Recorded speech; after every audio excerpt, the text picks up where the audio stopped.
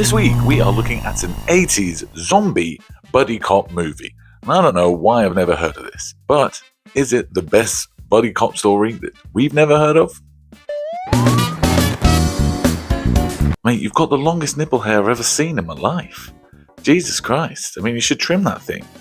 Oh, you want to keep growing it out? You want a net little jumper? You know what? I can't fault that logic. It would save on so many clothes. Ah, hello there. Woo! It's your boy, Ray Fandango. Woo! Hello, people. Thanking you for coming on back to a little slice of fun that I like to call Ray Fandango Talks Movies. I love movies. I love them all. I'll watch them all. I'll watch good ones, I'll watch bad ones, I'll watch old ones, and I'll even watch new ones. Because I haven't gone blind yet. And I hope that I never do. Because I won't get to do this. That's right. I like to watch movies that I've watched before or that I've never heard of, and I like to just come on here and chat a little crap about them. Because why not? I love movies and I love talking about them. So let's chuck it all in together and maybe I can spread the word of a little movie and it might just become your new favourite. Who knows? This one popped up on the interwebs that I like to frequent, and yeah, I've been waiting a while to watch this one. It's a little bit of fun, I've got to admit that. Really is. I think there's some really good scenes and there's some old scenes. But overall, is it good? I don't know. Let's have a little dissect, shall we? So sit back, relax, let's stop dilly-dallying. Come on, let's step on inside.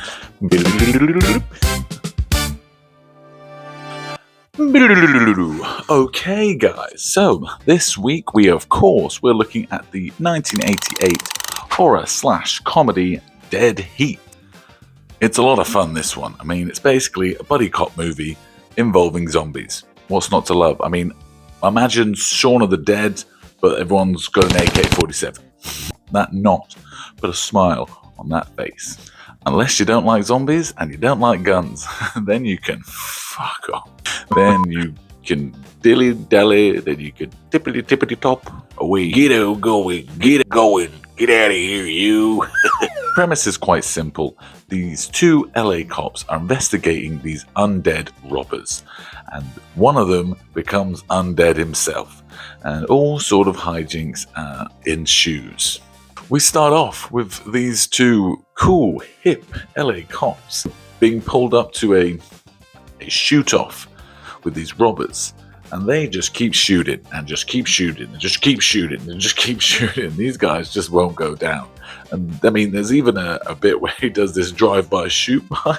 You know, one of the guys like, I've had enough of this, I'm getting in a car, does like a drive-by shotgun shoot. You know, it does look quite cool, to be fair, but it did seem a bit unnecessary. Of course, it's got beautiful, beautiful 80s practical effects. Oh, Mama Ducci, I'm in love with the practical effects. And this one is no stranger to it. There's a scene, maybe that one of my favorite scenes is the scene when one of the girls that they're with, turns out that she's one of these undead guys too, and she starts to slowly, I say slowly, pretty quickly actually, disintegrate. You know, sort of all of her blood goes out of her hands, and then her face just starts to like melt, and the next thing you know, she's just like this head, and this all starts to just melt off her. I do have this thing about melting things. It just looks really cool in practical effects. I mean, we can't deny that, can we? If you're a practical effect fan, the more melding, the better, really. I don't know why. Also, this great bit where they stumble upon the guy who obviously has this machine that can make people come back to life, and he presses it inside a butcher's, and all these different animals just start coming to life. Like a duck comes to life, and then a pig comes to life, and they all start attacking them. They've got to try and kill these creatures that have just sort of come to life. It looks fantastic and a lot of fun. I mean, that's the thing with this movie. It is very tongue-in-cheek. It does not shy away from that fact that, hey guys, we're having a bit of a giggle here. I mean, we're trying to be badass, but hey, while we have some fun, while we do it. There's a very strange bit when, I don't know if it's meant to be serious, but he sort of runs off from his friends, we see him run across this lobby but it's very melodramatic, and he's literally running for about 10 seconds, and they're just like, well, that was a chase, wasn't it? Hey, Raj, that was quite a chase. Not bad for a guy in your condition. I mean, I don't know. I can't pick up on the cues because, I mean, this is one of the bad things, unfortunately. One of the actors, Joe Piccolo, one of those guys, he isn't very good at telling a joke. That's the bottom line. You know, they would say something, and I was like, oh. And I'd think about it for a bit, and I'm like, oh, I was meant to laugh then. Oh, that's sad. That's unfortunate. I mean, it's got this infamous scene that I've seen on the internet before where these two guys are just blasting each other with machine guns because they're both undead. So it's just like, who's going to go drop first with all these bullets? And it is fun to watch. It is a cool concept, you know, if they're zombies, but they've got guns, how can they die? And towards the end, there's a bit where he's handcuffed to an ambulance. He's also got who was his friend, his female friend, I believe. I don't know if she's dead or she was dying, but he does not give a crap about her. To get out, he releases the handbrake and just lets that thing ride down a hill, killing and crashing into loads of people. But he just gets up, coolly walks out, goes, hey, I'm a cop, I need your gun, takes the guy's gun. You know what, the more I think about it, the more it is actually pretty cool. I'm not gonna lie, it is, isn't it? I can see what they were trying to do here. But I think it's a good one. It's very mid, you know? I'm not gonna say that I think it's the best buddy cop movie I've ever seen. I think ultimately that still goes to Lethal Weapon. But who am I to judge? But it's a cool concept, and I wouldn't mind seeing it done again. I really wouldn't. I think that they could do a lot with this premise. Like I said, the fact that there's the hoodlums, they're all zombies, you know? So it's not only are they zombies, but they're all carrying machine guns. And I think that's, why have we not seen that before? Why is this came out in the 80s, guys? Come on, we want zombies, and we want guns, and we want them now. Thank you guys for coming to watch. That was Dead Heat. Please let me know what you think of it. Please, if you've watched it, pop a little comment down there. Tell me what your favourite scene was. If you haven't seen it, do you want to watch it now? Because I don't know. I only saw the poster and I was in. So I think you should definitely give it a watch. So come on, please. Tell me what you think of it. Comment, like, subscribe, share, do all that jazz, or do whatever you want, because we're all free people. But it would help. Thanks.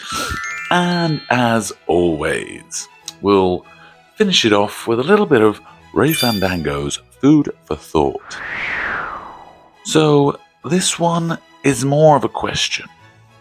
I think I know the answer to it, but I would love to hear what your thoughts are. Are there more tires or more doors in the world? Think about it. A lot of buildings out there, a lot of doors. Think about cars. Cars have wheels and they have doors. Lego is actually the biggest manufacturer of tires in the world. Makes sense, right? These 10 little tires they put on cars, which is crazy. So if you think about all them, I think that tires win. But what's been around longer?